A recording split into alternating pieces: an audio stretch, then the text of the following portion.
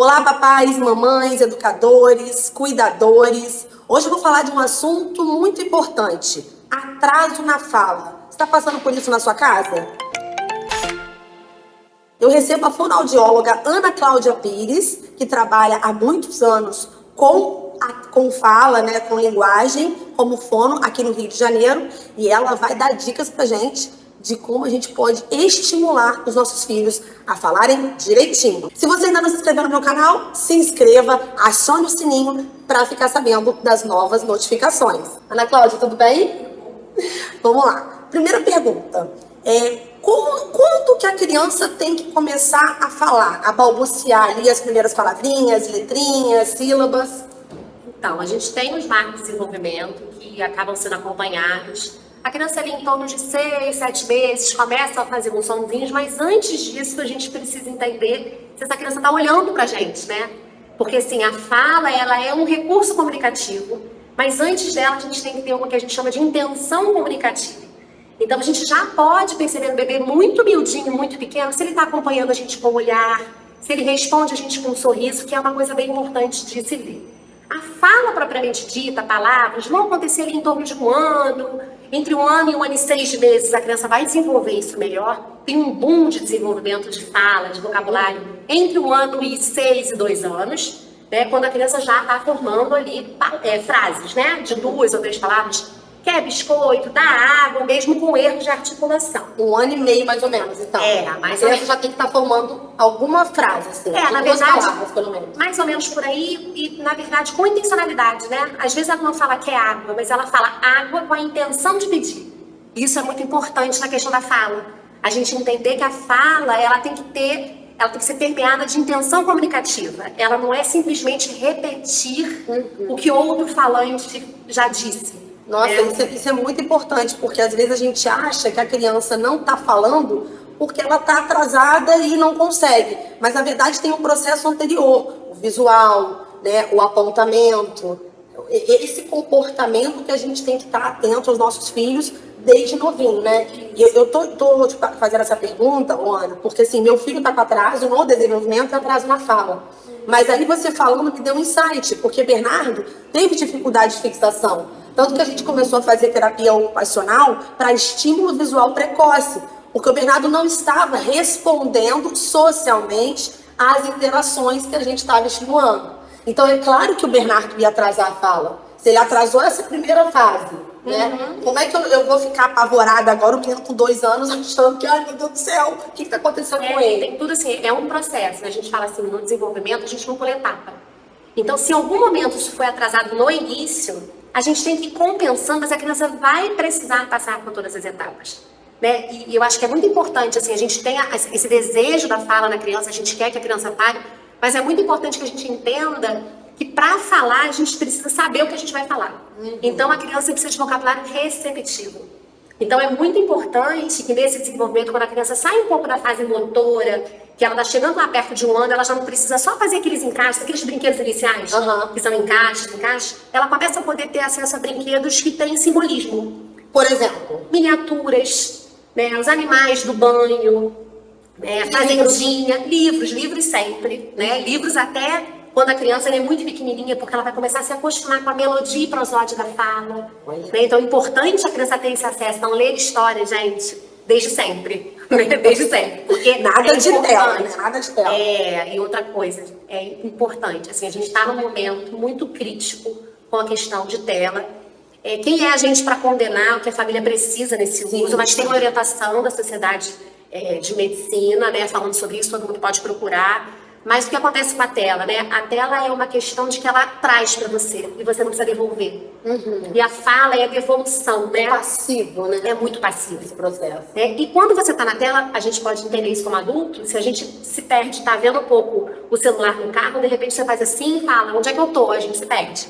Então tudo que a gente priva da criança estar vivendo e se relacionando. Não, é importante assim, a gente tocar nesse assunto, porque os meus pais, por exemplo, né, que são mais antigos, que não têm essa orientação, ficam assim, mas Evelyn, a televisão vai ajudar ele a falar, porque ele vai ficar ouvindo o som, a musiquinha com os animaizinhos da figurinha, e ele vai associar, poxa, aquele ali é o cavalo. Mas assim, essa passividade, eu não sei o que, né? Sou da área, mas talvez ela prejudique ali alguma coisa neurológica, pode ser assim? É que, na verdade, a fala não pode virar um eco, né? A criança pode ficar ali com esse acesso direto da tela e ficar ecoando aquilo que ela viu, uma repetição sem funcionalidade. A gente fala da pragmática da fala, né, e da linguagem. A gente precisa ter intenção. Então, vou dar um exemplo muito clássico, música do Seu Lobato, a criança sabe cantar e fala o nome dos animais, né? Lá no Iaiaô e fala o nome dos animais. Mas quando você pergunta para ela ou pede para ela, me dá um cavalo, ela sabe pegar? Ou ela simplesmente está reproduzindo um som que ela ouviu mecânico. Porque assim, não tem o entendimento da interpretação. Sim, porque assim, quando a gente diz fala, o que acontece? A fala é um ato motor. Ela tem a ver com mobilidade, com musculatura, isso é fala.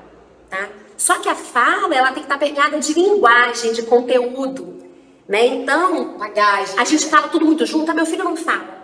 Só que pro fonoaudiólogo, a gente sempre tem que separar isso, né? Então, a gente recebe uma criança que não fala, qual é a primeira coisa que a gente tem que ver? A gente já sabe que ela não fala. Mas ela tem vocabulário, quer dizer, ela sabe as coisas. Ela tem intenção de falar, ela tem intenção de trocar com você. Porque a gente também tem crianças que falam e não se comunicam. Então, essa questão da fala, uma coisa que eu queria assim, deixar aqui, é que se tem dúvida, tem que procurar um profissional fonoaudiólogo. Não é deixar para depois, sabe? Essa consulta... Quanto mais cedo, melhor, né? Até para orientação. Por que acontece? O fonoaudiólogo acaba ficando quando alguém que vai remediar apenas. Quando a gente pode intervir de forma precoce, dando orientação para cada etapa desse desenvolvimento fluir de maneira mais adequada. E assim, é interessante porque o Bernardo, meu filho, está fazendo fono e eu não fazia ideia do que seria trabalhado na fono. Eu falei, gente, será que ela vai ficar assim, ó? Repete comigo. E assim, tem todo um movimento, né? Toda uma orientação até pedagógica, né? Que vocês trabalham.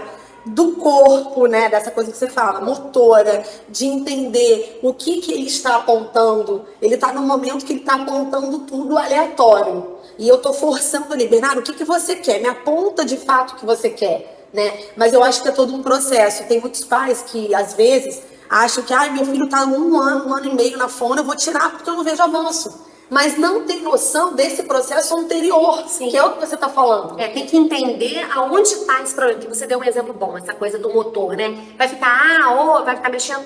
Existem patologias de fala, que a criança tem alterações motoras, né? Que podem ser alterações motoras mais simples, até uma apraxia de fala que tem a ver com planejamento motor do movimento, que é uma coisa mais complexa. Mas essa criança tem intenção de comunicação.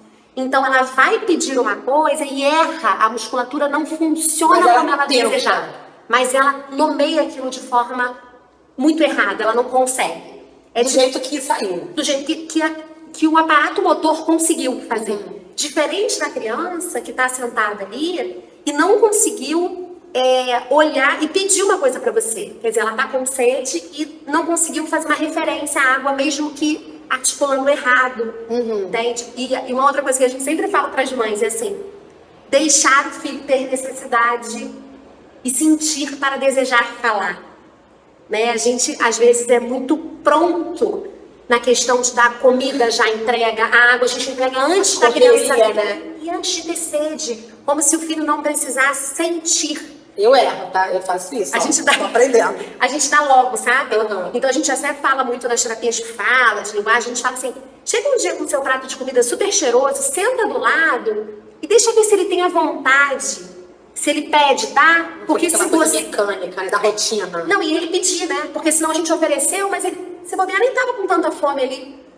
Né? Então, assim, sentir a sede para então pedir água. Porque se eu já dou a água antes dele ter tido a oportunidade de pedir, ele não vai usar a fala como esse mecanismo. Não precisa comunicar, a mãe já sabe, né? Exatamente. E eu vejo muitas mães relatarem, eu errei com o meu primeiro filho, porque eu entregava tudo na mão dele, sem ele me pedir, sem ele me apontar, sem ele tentar se comunicar. Mas no segundo filho eu já estou fazendo diferente. Sim. Como é que a gente aprende, né? Assim, eu estou tentando trabalhar dessa forma com o Bernardo. Mas na correria, né, gente, você deve estar se identificando, a gente acaba dando na mão da criança, né, nesse dia a dia frenético, que a gente tem que trabalhar, a gente tem que dar contra a casa dos filhos. É uma realidade, né? É a tal da maternidade real. Não dá pra gente ficar maquiando a situação. Mas é importante que a gente tenha um tempo, pelo menos, né, Ana, de estar tentando estimular essa criança, porque às vezes a gente acaba entrando demais nessa onda da vida moderna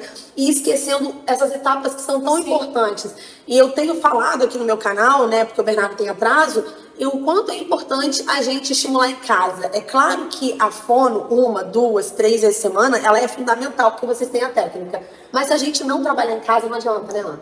A gente fala assim, quando bota em tratamento, precisa entender o que está sendo feito, precisa ter orientação para a gente seguir ali em consonância e estender isso para dentro do ambiente de casa, né? Então, assim, os pais são aliados e coterapeutas da gente. A gente sozinho não é nada. A gente está ali para dar orientação, para tentar mostrar um outro caminho de se pensar, sempre levando em consideração, é claro, a logística de cada família, as possibilidades reais de cada família, porque ninguém está errando com o filho porque quer errar.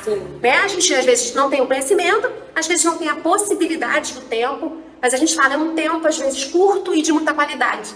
E faz diferença. A forma com que você brinca, o tipo de brinquedo que você usa, né? A maneira com que você faz. Então, se eu tenho uma criança que não fala e a gente acaba não falando com a criança, né? Porque a criança não fala, a gente também não fala, e fica aquele silêncio quando você vê. Eu tento falar o tempo inteiro. Tô tirando sua blusa, Bernardo. Agora é a hora do banho. Vamos entrar na água. A água tá quente ou a água tá fria?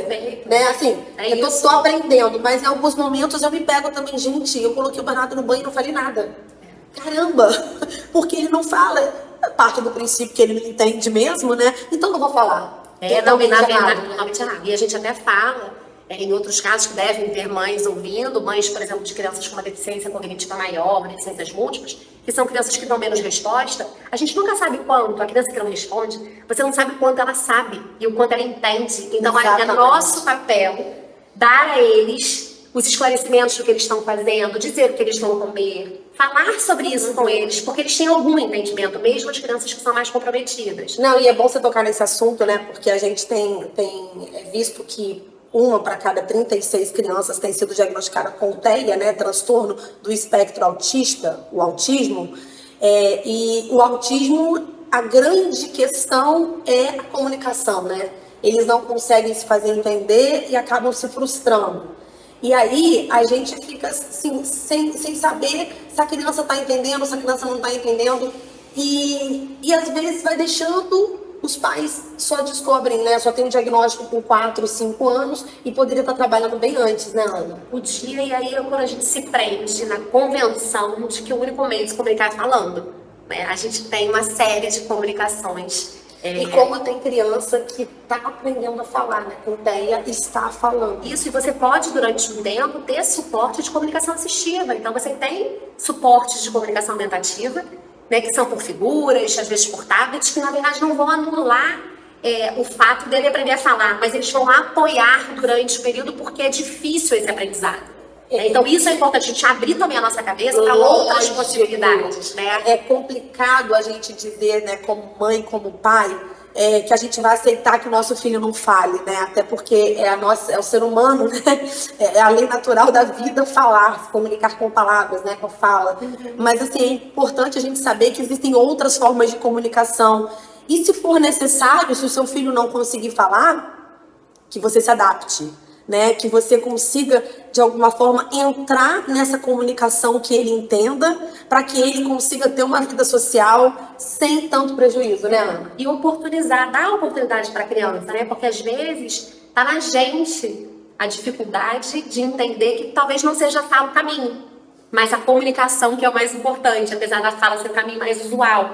Né? A gente dá para a criança essa possibilidade de se comunicar, que é a função real da fala. Né, para a maioria a fala é possível, né, mas a gente tem muitas pessoas que se comunicam sem esse uso, né, e isso é importante. Com certeza. Então, para a gente finalizar, Ana, não posso tomar o tempo que a Ana está em consultório agora, só fazer um resumo, então. A partir de que idade, assim, quantos meses a criança que a gente percebe essa falta de comunicação, seja ela fala, seja ela visual, seja ela, né, gestual, e tem idade para começar a fazer fono?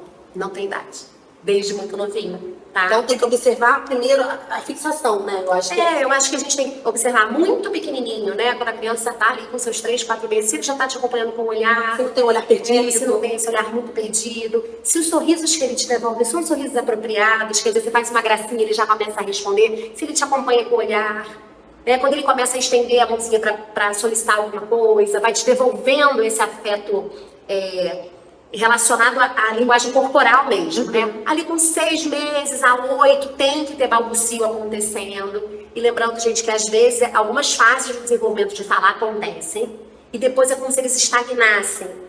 Então, nem sempre a gente errou na observação, tá? Acontece que a criança ter desenvolvimento e parar em alguma fase dele. E acontece também de criança demorar para falar, vai falar com 3, 4 anos e não necessariamente ter uma síndrome ou ter um espectro comportamental, né? Eu tenho visto muitas amigas minhas falando, será que meu filho é autista? Porque ele não fala, ele tá com 3 anos, calma, né? Eu tenho lido muito, tenho acompanhado muitos vídeos profissionais, porque a gente precisa ter outros sinais, né? A neuropediatra do Bernardo sempre fala, é necessário a gente ver outros sinais. A gente não consegue fechar um diagnóstico se a gente não vê todos os sinais relacionados ao TEA ou ao TDAH, entre outras síndromes e espectros comportamentais, né? Porque não é doença, né? Exatamente. Não tem cura, mas tem tratamento, né? Eu tenho falado isso aqui nos meus vídeos.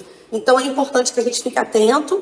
Eu espero que tenha te ajudado esse vídeo. A Ana Cláudia, quero agradecer, Ana Cláudia, esse tempo que você esteve aqui com a gente. É muito importante a gente levar informação para quem não tem acesso. E a minha ideia aqui no canal é essa, né? A partir do atraso do desenvolvimento do meu filho, eu tomei a iniciativa de fazer esse canal, porque eu quero compartilhar com vocês todo o conhecimento que eu estou aprendendo. E vou continuar aprendendo para sempre, né? Porque mãe é uma eterna aprendiz. Então, se você ainda não se inscreveu no meu canal, se inscreva, acione o sininho para você receber as notificações. Também estou no Instagram, o mesmo, @mãeemãeoficial. Compartilhe, né? Porque informação boa a gente tem que compartilhar. Ana, muito obrigada, te agradeço muito por esse tempo e tenho certeza que você ajudou muitas mães e pais, e educadores, cuidadores, enfim, pais, pães, quem tá aí cuidando nessa rede de apoio das crianças. Obrigada, tá?